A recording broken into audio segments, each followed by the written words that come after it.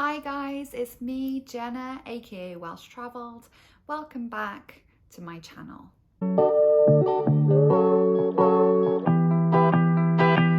So actually, I thought I would use this opportunity to film my busiest week so far. Well, what I'm anticipating to be my busiest week so far in my teaching career. I've got a lot going on this week and to be honest, I'm a little bit scared. I'm a little bit apprehensive about how this week is going to transpire. Later. And then that turned into, you need to come to school today, Saturday, and you need to sleep at school for 48 hours. Flashback. I'm trying my best to prepare for everything that might happen.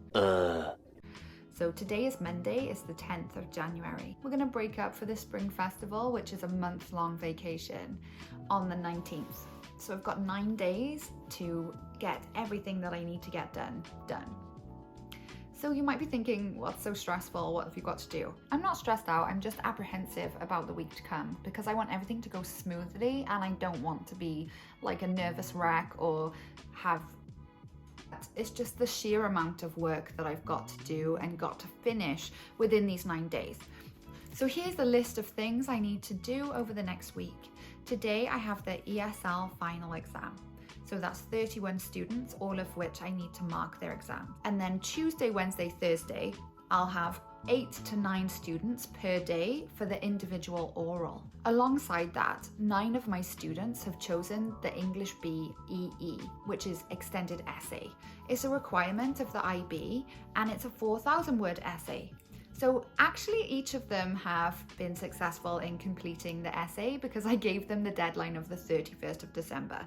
I was like, I'm not going into 2022 with this essay still in limbo. So we need to have our final meeting. After all of these things are done, I'll collate all of my feedback, all of my reports into an Excel document that my boss gave us, and I'm gonna give that to him by the 19th. So all of these things have to be completed by the 19th. Today's the 10th. So I decided to make this video to document for you guys my most stressful week. Maybe that's not a good idea. Let's see how it goes.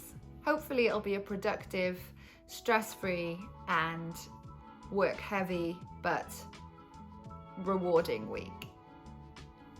My exam didn't start until the afternoon, so I thought I'd go to my favourite restaurant, Rack, for breakfast. I'm gonna go and meet Mike for coffee so that we can have some coffee for the exam. If you follow my Instagram, you'll know Mike as Fountainhead70. He's got a little cult following on there. I think coffee's definitely needed to get through this exam.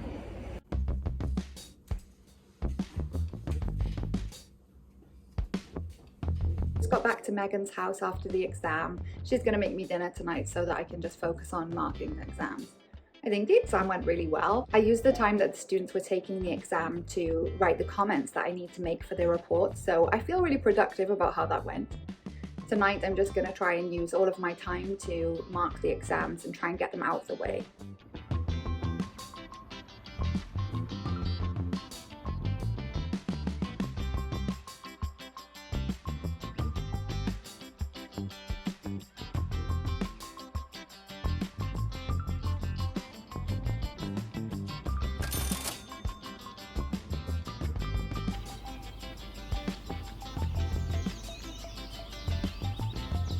I went back to Megan's house because her bed had arrived from IKEA. She's so sweet checking in on me like this. After I finished eating my breakfast, I continued to grade the papers whilst waiting for the IKEA guy. But actually, he never came. Then I made my way into school, ready for the orals in the afternoon. And I had quite a good setup. The sun was already setting by the time that I left school. Back again for another round of testing. At the end of each day, when all of the oral exams are over, I need to take all of the exam papers and put them safely in my office. I really love my school grounds. It's so beautiful here. On Thursday morning, I met up with Megan bright and early so that we could have a jianbing and a coffee. I love this jianbing store. They do vegan jianbings. Can you believe that?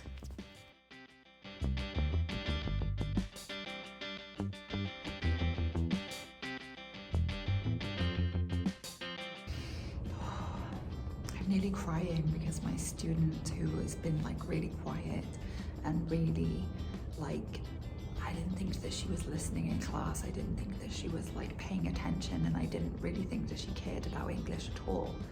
She just spoke for 14 minutes and 55 seconds, and I just think like she did such a good job.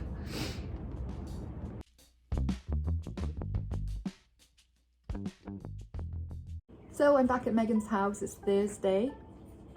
It is Thursday, isn't it? Yeah, it's Thursday, and I just finished the IB oral exams. She's gonna have the IKEA guy come to fit her bed today, and I finished my exams at 12, so I offered to come here and help her. Actually, one of my students, she couldn't come to the exam yesterday because one of the people in her community had the coronavirus or was tested positive. We don't really know the situation, but when that happens here in Shanghai, they will keep the whole community, every single person that lives there, under quarantine for 48 hours. So she's allowed out tonight, considering that she's had 48 hours of negative tests. So we've arranged to do hers tomorrow. Should be finished right now, but actually it's okay. She couldn't help these circumstances. It's not like she just didn't turn up. She's just gonna come tomorrow morning at 8 o'clock and have the exam. I think it went really well today, actually.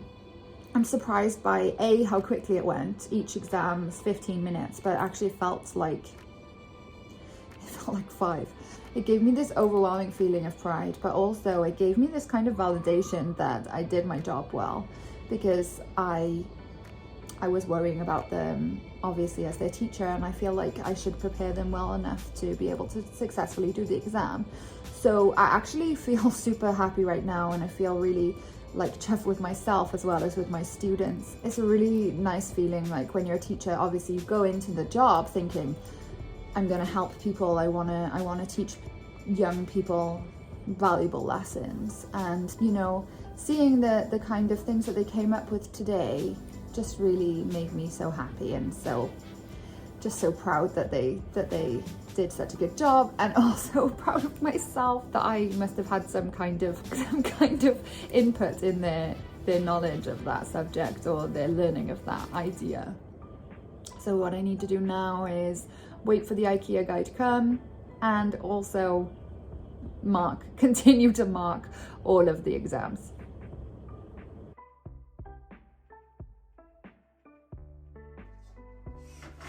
Finally, the IKEA guys came.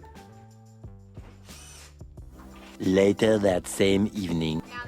It's our good friend Emma's birthday on the weekend, so we went out for dinner to celebrate.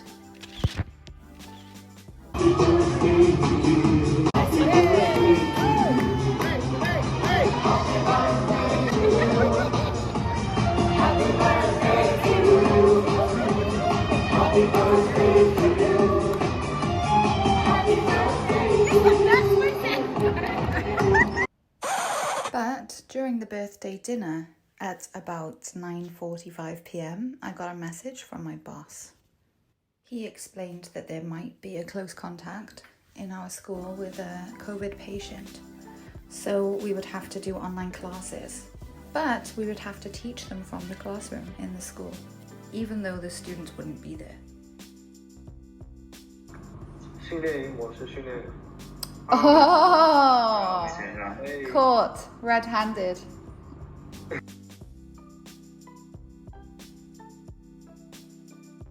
The next morning.